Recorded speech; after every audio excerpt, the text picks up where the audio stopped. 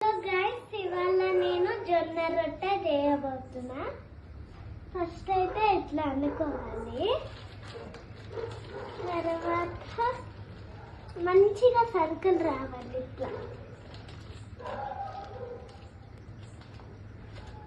ఇట్లా అనేసి మళ్ళీ ఇది ఉందా గైస్ మీకు?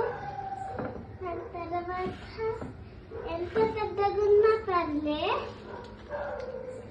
పిసకాలి, బలం ఉండాలి.